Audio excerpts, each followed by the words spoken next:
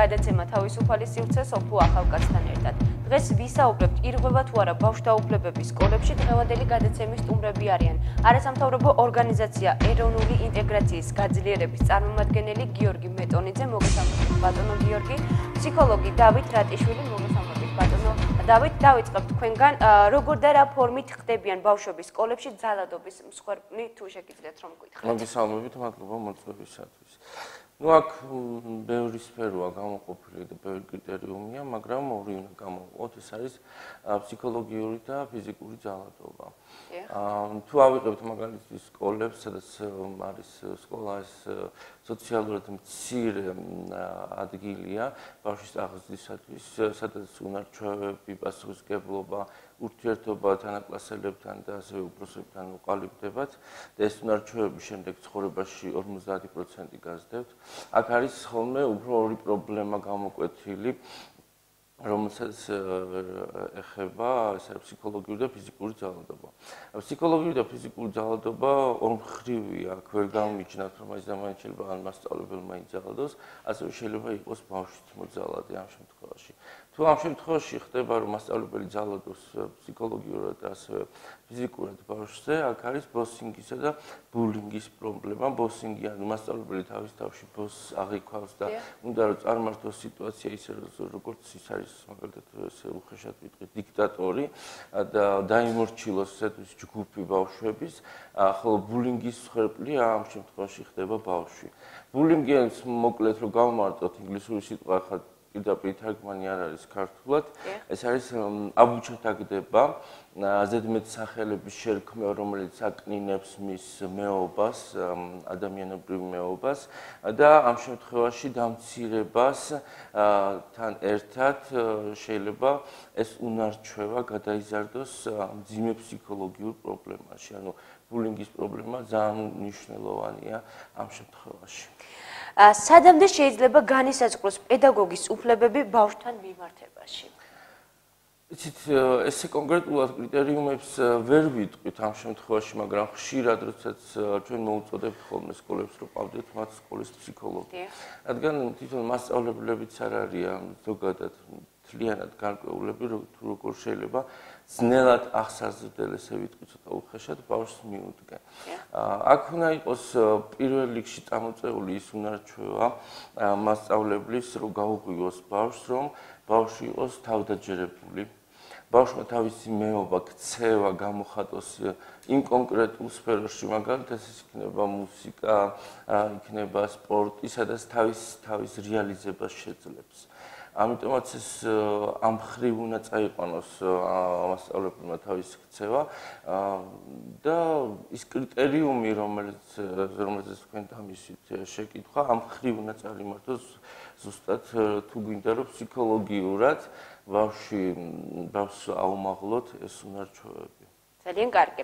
გიორგი, თქვენ ძალიან სენსიტიური ხართ იმ თემის მიმართ, რომელსაც ძალადობა ქვია. რამდენად ხშირად ხდება ძალადობა სკოლებში?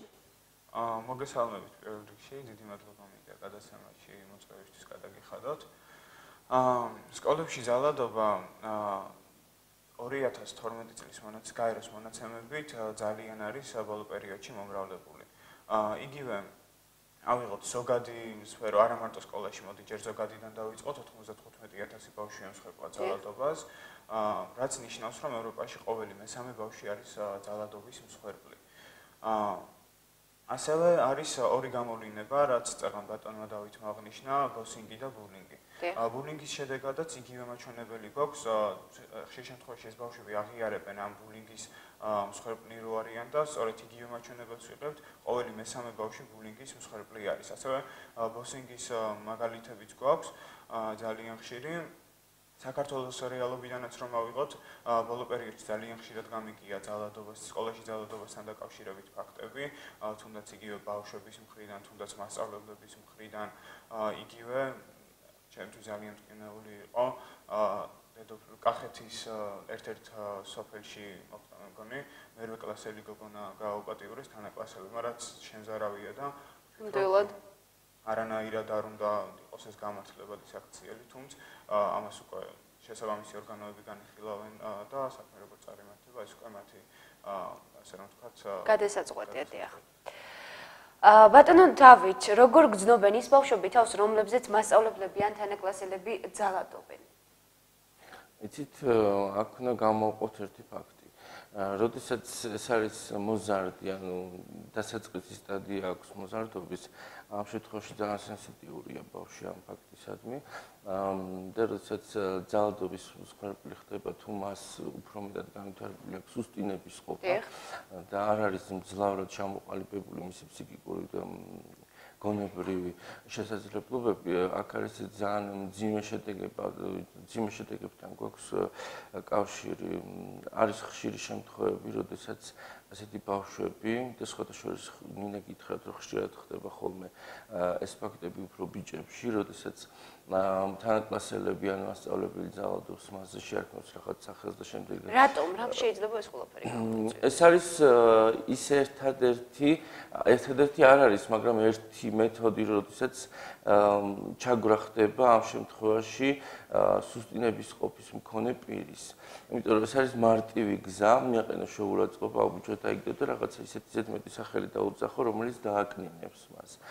ეს ფსიქოლოგიურად შეიძლება არ ღერდეს ისე და არ გამოიყურებოდეს, მაგრამ როდესაც გადის დრო და თუ ეს ხანგრძლივია, მაშინ ილექება მის გონებაში, რომ ის არის ცუდი, ის ყოველთვის აიგდონ აბუჩად და ეს მძიმე შედეგებამდე მიყავართ ამ ყველაფერს იკეტება ბავშვი თავის თავში.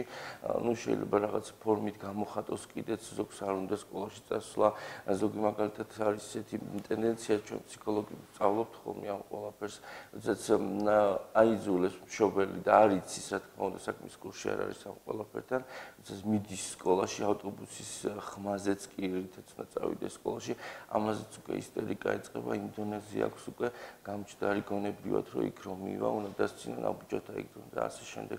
ძიმე ფაქტი არის ბევრი შემთხვევები და ყოფილა არა მარტო საქართველოში, საწყორი გაიტაცეს, როდესაც დამთავრებულა ეს ყველაფერი ლეტალური შედეგი. არის მომენტები, როდესაც ბავშვი უკვე ეგუება ამ ფაქტორს. ნუ იცით რა არის, როდესაც ეგუება ბავშვი ამ ყველაფერს, ამ შემთხვევაში და არავინ არ ყავს გვერდზე დამხმარე, ვერავის ვერ ეუბნება, მისი ფსიქიკა არის დონეზე დაქვეითებული, რომ იგი არანაირი წაიწოს და რაღაც ისეთი ადეკვატური ქცევა ჩაიდინოს. არ აქვს და ნუ ეს შემდეგ უკვე გადადის უკვე სამკურნალო ექიმების ხელში და ამას უკვე მედიკამენტოზური მკურნალობა ჭირდება. სერიოზული პრობლემაა. რა თქმა უნდა, სერიოზული.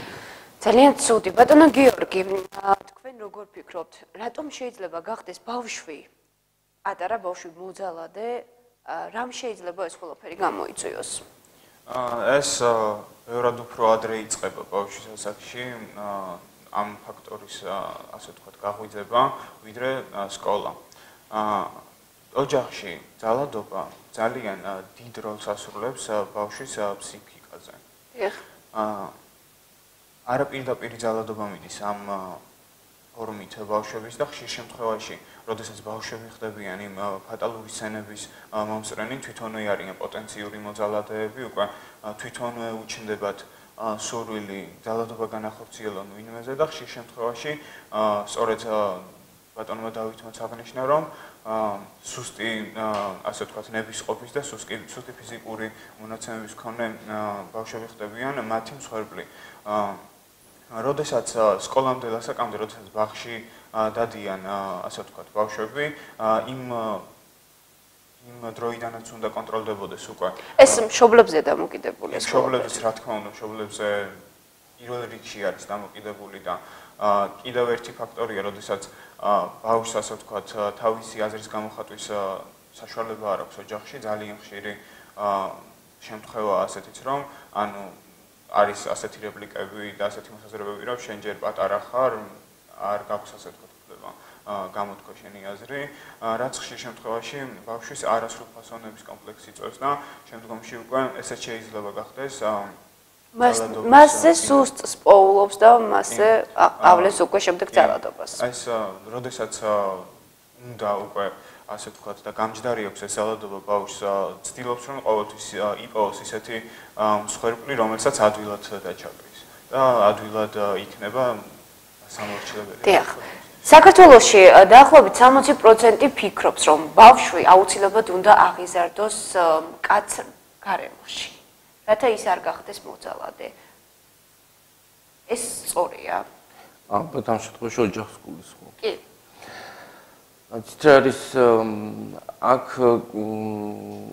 ზაფხულად გვაქვს საქმე მით უმეტეს ტიპიური ქართული ოჯახი წარმოადგენს იმ სფეროს, როდესაც არის დიქტატორული რეჟიმი თითქოს და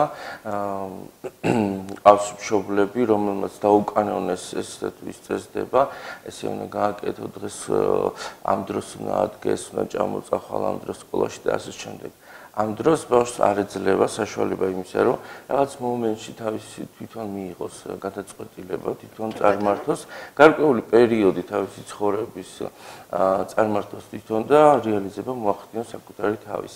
ეს რა თქმა უნდა მძაფრ შედეგებს იძლევა და თვითონ ამ ოჯახის გამოსავალი ჩვენ ფსიქოლოგები ყოველთვის მოუწოდებთ ხოლმე მშობლებს, რომ არასოდეს არ უნდა შეუძახოთ საკუთარ შვილს, რომ აი იცი რა თუ ეს ვერ დაწერე მაგალითად შეხარ არ შეიძლება მდგომარეობაში კი თუნდაც ფიზიკური შეურაცხყოფის მიღება არასოდეს არ შეიძლება ყოველთვის უნდა მიუთითო იმაზე როგორ გამოასწოროს თუნდაც დაუშვას ბევრი შეცდომა მაგრამ ეს არ უნდა იყოს იმ ფორმით როდესაც დააკნინებს მას იმიტომ რომ უფრო უარეს შედეგებს მიიღებს არის მომავალში ეს ბავშვი არ გახდეს მოძალადე აუცილებლად ბატონო გიორგი და ბატონო დავით, მე მაინტერესებს, თქვენ თუ ყოფილხართ ძალადობის მსხვერპლი?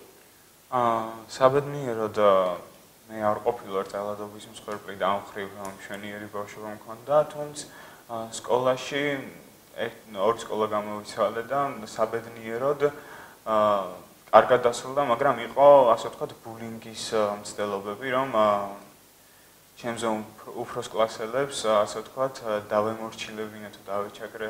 მქონდათ სურვილი, კი. მქონდათ სურვილი, მაგრამ საბედნიეროდ არ გამოუვიდათ ეს.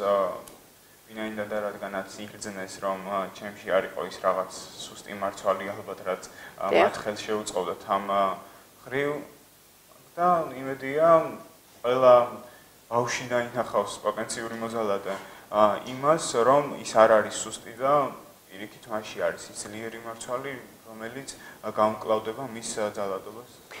თქვენ რას გვეტყვით, ბატონო დავით და ისიც სულ შეგიძლიათ დაამატოთ, რა შეიძლება გამოსავალი იყოს ამ ყველაფრის, რომ დასრულდეს სკოლაში ძალადობა?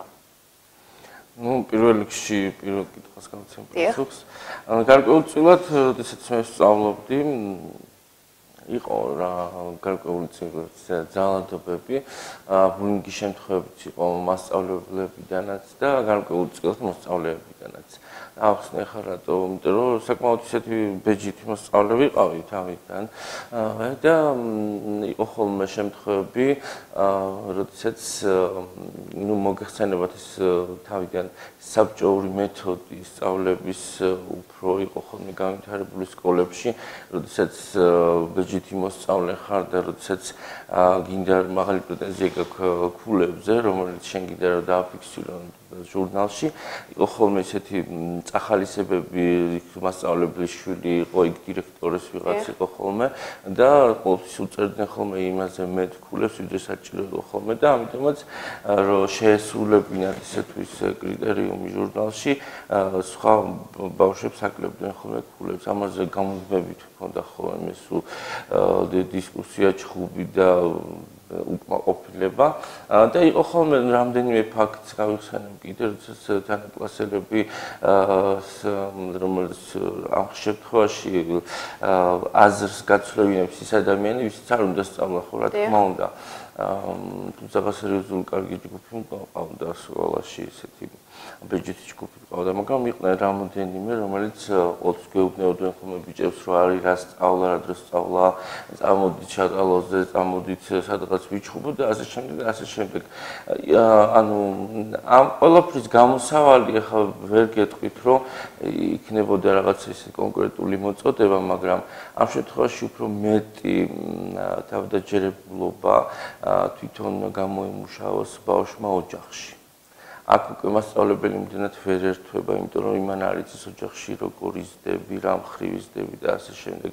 თვითდაჯერებულობა უნდა ჰქონდეს მშობლისგან ბავშვს, რადგან უკვე ეს ფართო, ანუ ამ მცირე სოციალურ გარემოში, რასაც ქვია მაგალითად სკოლა, იქ უკვე შენი პრინციპები გარკვეულწილად წააყენა, ამიტომ თავდაჯერებულობა გამოსავალი პირველ რიგში. კიდევ ერთი რამ შეიძლება გამოიწვიოს ის რომ მასწავლებელმა ფიზიკური შეურაცხყოფა მიაყენოს მოსწავლემ. ამ შემთხვევაში ხა ვიცი შეიძლება გააღიზიანოს ბავშვმა მასწავლებელი რომ მასწავლებელმა ბავშვს მიაყენოს ფიზიკური ამ შემთხვევაში ჩვენ ხო საუბრობთ მხოლოდ ერთი მხრიდან თითქოს მასწავლებელი აყენებს შეურაცხყოფას ბავშვს, მაგრამ ეს არ არის. სხვა მხრიდან რომ შევხედოთ, აქ შეიძლება ორივე იყოს მოძალადე, როგორც ბავშვი, ასევე მასწავლებელი. თუმცა ხალხ მე ის ვალდებულება, რა თქმა უნდა, უფრო მეტი აქვს მასწავლებელს ვიდრე ბავშვს. მაგრამ ეს არ ამართლებს, რა თქმა უნდა, არიან ისეთი დაუმორჩილებელ ბავშვებს ეძახიან ესეთებს, რომლებიც ყოველდღიურად თავისი ქცევებით ცდილობენ ან ჩაშალონ გაკვეთილი, ან შეურაცხყოფა მიაყენონ მასწავლებლებს და ათასი ფაქტებია ხოლმე ამ შემთხვევაში. მაგრამ ის ფაქტი, როდესაც ფიზიკური ძალადობები ხდება ხოლმე, სხვათა შორის ხშირად ხდება მასწავლებლისა ბავშვისადმი ან ბავშვისა მასწავლებლისადმი, რა თქმა უნდა, ეს არის ყოველგვარ დაუშვებელი და ის ფაქტი, როდესაც მანდატურები შემოიყვანეს სკოლებში. რა შეიცვალა?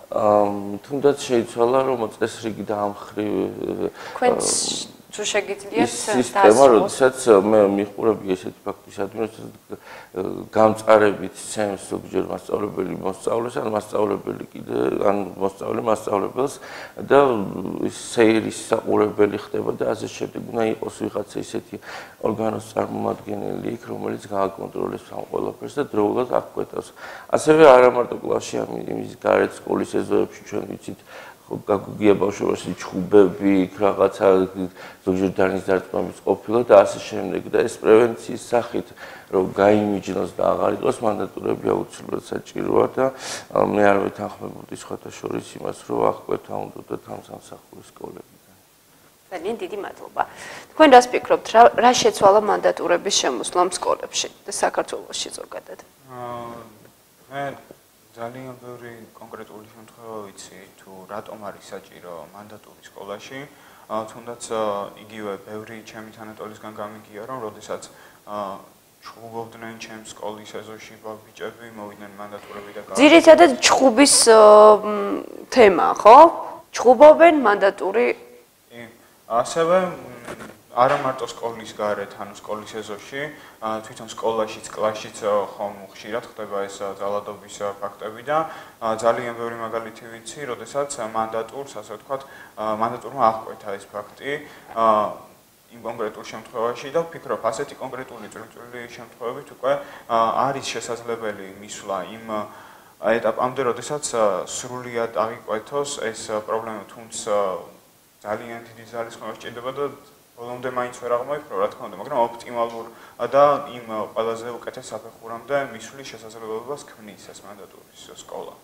ბატონო გიორგი, ხშირ შემთხვევებში მე ვიცი, რომ მასწავლებლები ბავშვებს ანსხვავებენ რელიგიური და ეთნიკური ნიშნით.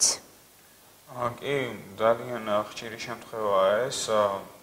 პირველ მაგალითს მოვიყვან, როდესაც სახელმძღვანელოებში, ასე ვთქვათ, ქართული ქრისტიანული ლოცვები არის შეტანილი, ზოგჯერ ლექსის სახით, ზოგჯერ პირდაპირ სახით და ხშირ შემთხვევაში იმ ადამიანებს, რელიგიური უმცირესობის წარმომადგენლებს, ვისაც არ სურთ ამის სწავლა თავისი რელიგიური ინტერესებიდან გამომდინარე, მასწავლებლები აძალებენ ამას, რაც მე პირდაპირ დისკრიმინაციად მიმაჩნია. იგივე ხდება ეთნიკური ნიშნით, როდესაც სხვა ეროვნების წარმომადგენელს, ასე ვთქვათ, აბუჩადიგდებენ თავისი კულტურის ან თავისი ინტერესების გამო და ძალიან, ასე ვთქვათ, სტრესული არის მისთვის ეს მდგომარეობა. ხშირ შემთხვევაში ის ძალით ამ სტრესის გამო, ასე ვთქვათ, უარსაც კი ამბობს თავის წარმომავლობაზე, რაც მე დაუშვებლად მიმაჩნია. არასწორია ეს, რა თქმა უნდა. ხშირ შემთხვევაში სოციალური მდგომარეობიდან გამომდინარეც აფასებენ პედაგოგები მოსწავლეებს. კი, არის ეს სოციალური ნიშნით განსხვავებაც, რა თქმა უნდა.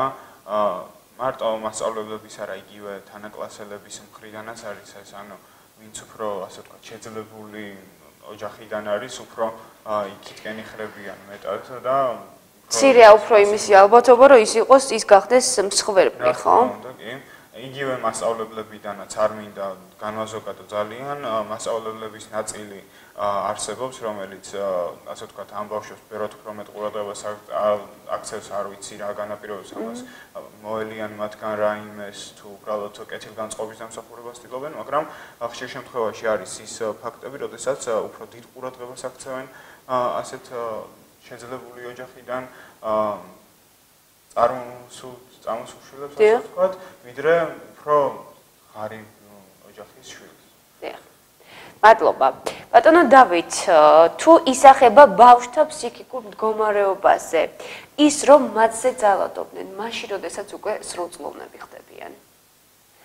რა თქმა უნდა, ეს ძალადობა ხანგრძლივი იქნება თუ მოკლე დროის რა სტატუსით უნდა შეეხოს მას, რომელიც ასაკობრივ ზღვარზეც არ უნდა იყოს. ყოველთვის ეს იჩენს ხოლმე თავს უკვე შემდეგ დასრულ ასაკში.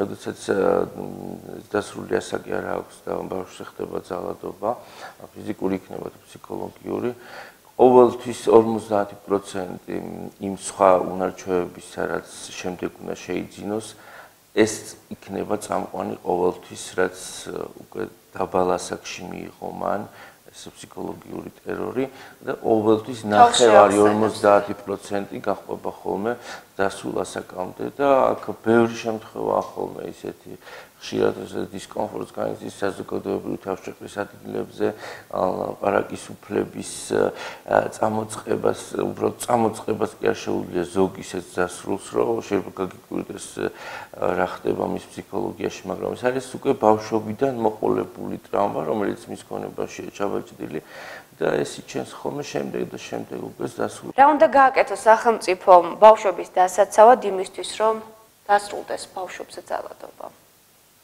პირველ რიგში სხვა განვითარებულ ქვეყნებში მძლავრებულად არის ეს სისტემა განვითარებული, რასაც ქვია ფსიქოლოგიის ინსტიტუტი. დაახლოებით 3 წლის წინ ასევე საქართველოში შემოვიდა ეს სისტემა უფრო მძლავრად და იყო ბუმი ფსიქოლოგიის, მაგრამ შემდეგ წლებში ეს ნელ-ნელა მინელდა.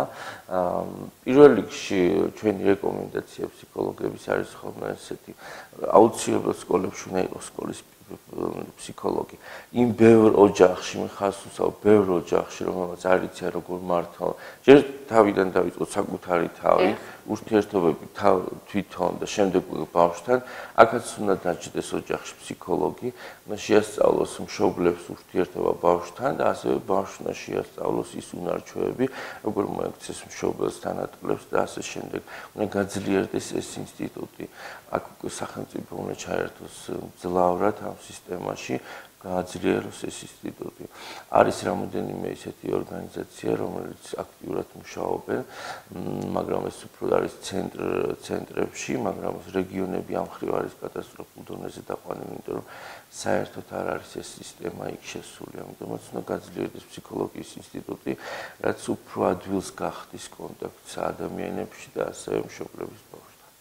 ძალიან დიდი მადლობა. რას ურჩევდით მასწავლებლებს, ბავშვებს, იმ მოძალადე ბავშვებს, რომლებიც ძალადობენ სხვერპლებს ასევე, შეგიძლიათ მიმართოთ მათ?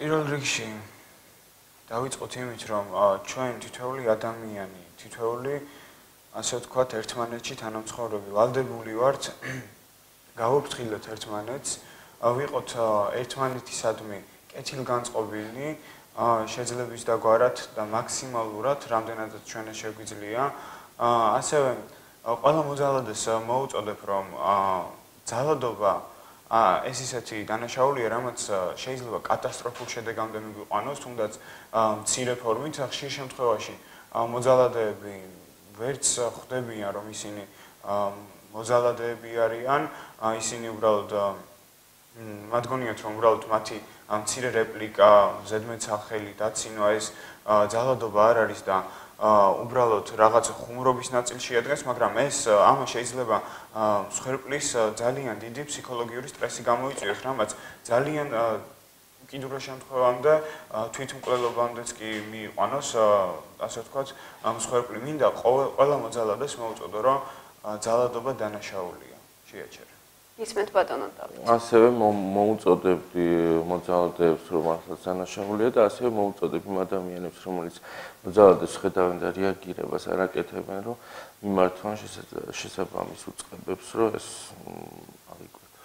დიდი მადლობა სტუდიაში მობრძანებისთვის. დღევანდელი გადაცემის სტუმრები იყვნენ არასამთავრობო ორგანიზაცია ეროვნული ინტეგრაციის გაძლიერების წარმომადგენელი ბატონი გიორგი მეტონიძე, ფსიქოლოგი ბატონი დავით რატიშვილი. მე მომავალ გადაცემამდე გემშვიდობებით.